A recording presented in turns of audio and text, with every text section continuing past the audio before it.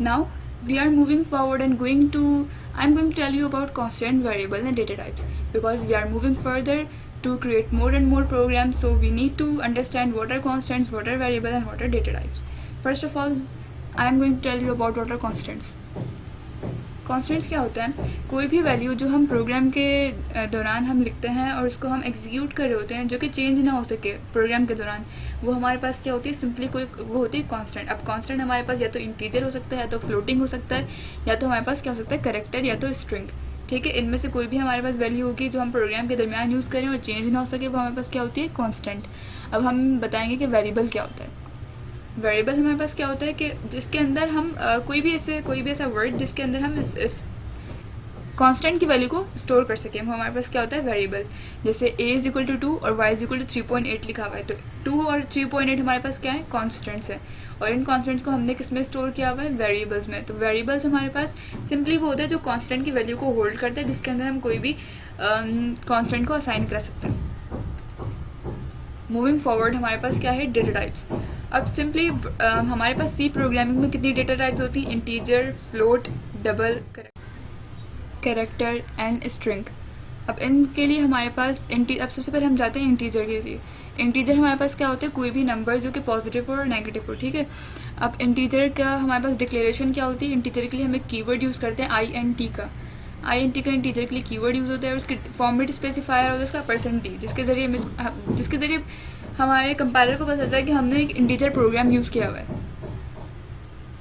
फिर हमारे पास ये होता है कि फ्लोट होता है हमारे पास. फ्लोट में हमारे पास क्या होता है? कोई भी डेसिमल वैल्यू आती है और फ्लोट का कीवर्ड होता है हमारे पास होता है फ्लोट, और इसके लिए फॉर्मेट स्पेसिफायर हमारे पास होता है %f. फिर आते हैं डबल पे. डबल पे हमारे पास ये होता है कि हमारा कोई भी ऐसी वैल्यू जो पॉइंट के आगे काफ़ी लार्ज हो, लॉन्ग हो मतलब, उसके लिए हमारे पास डिक्लेरेशन होती है डबल, और उसके लिए हमारा फॉर्मेट स्पेसिफायर होता है %l.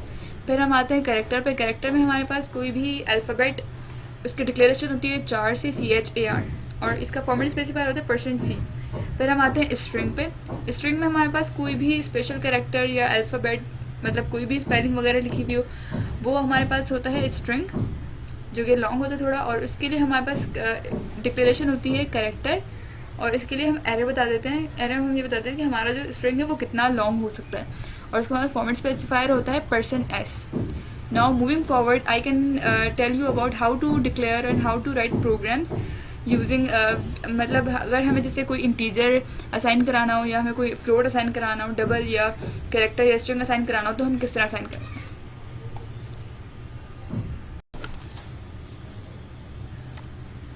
First of all, we need to start TurboC for compile our code. New.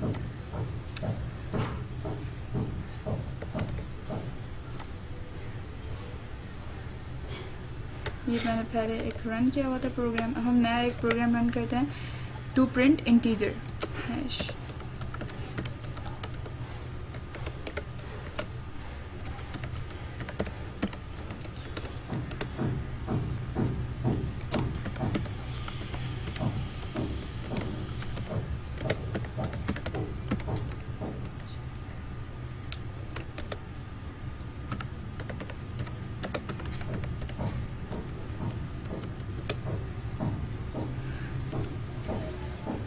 ये बेसिक स्ट्रक्चर मैंने आपको बता दिया था पहले लास्ट वीडियो में. अगर आप देखें तो आपको मैंने बेसिक स्ट्रक्चर समझाया हुआ जो हमने हेलो वर्ल्ड प्रोग्राम प्रिंट किया था.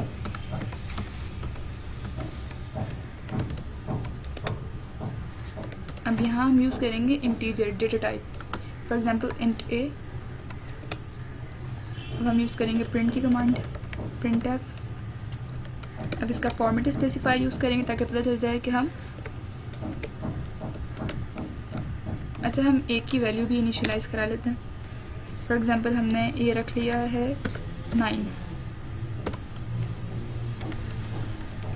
अब %d कॉमा हमने किस में साइन कराया है? a में. Statement terminator get ch and इसको रन कराएंगे. पहले चेक कर लेंगे इसके अंदर कोई गलती तो नहीं है, फिर इसको रन कराएंगे. ये हमारा आप देख सकते हैं यहाँ पे 9 प्रिंट होके आ गया है, हमारी इंटीजर वैल्यू प्रिंट हो चुकी है. Now we are going to print character.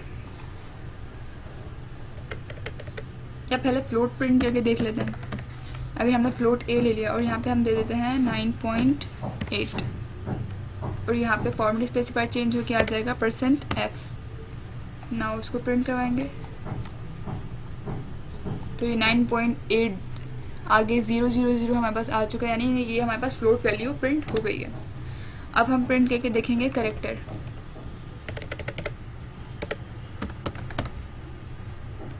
A = इसके अंदर हम असाइन कराते हैं T फॉर एग्जांपल। अच्छा, करेक्टर में जब हम कोई भी असाइन कराते हैं तो वो सिंगल कोटेशन में आता है हमारे पास। हम ऊपर असाइन करा चुके हैं इसलिए हमने यहाँ से मिटा दिया। %C आ गया हमारे पास करेक्टर इनपुट के लिए। अब रन करेंगे इसको। अब यहाँ पे आप देख सकते हैं T पे हमारा प्रिंट हो चुका है। Now we are going to print some string.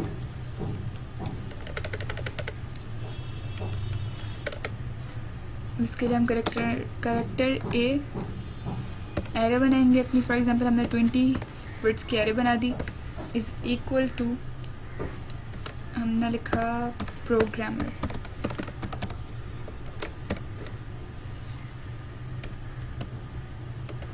अब इसके लिए इसका स्टेटमेंट फॉर्मेट स्पेसिफायर यूज़ करेंगे %s। देखिए हमारे पास प्रोग्रामर प्रिंट होके आ चुका है। तो ये था हमारे डेटा टाइप्स का सेशन, जिसमें मैंने आपको डेटा टाइप्स के बारे में बताया कि डेटा टाइप्स क्या होती हैं, वेरिएबल बताया, कांस्टेंट बताया और इन सबको प्रिंट करना सिखाया। नेक्स्ट मिलते हैं आपसे नेक्स्ट वीडियो में। जब तक के लिए अल्लाह हाफ़िज़। Thanks for watching. कोई क्यूरी हो तो आप कमेंट में नीचे बता सकते हैं। जब तक के लिए अल्लाह हाफ़िज़। Like, share, subscribe, press the bell icon for the latest updates from our channel.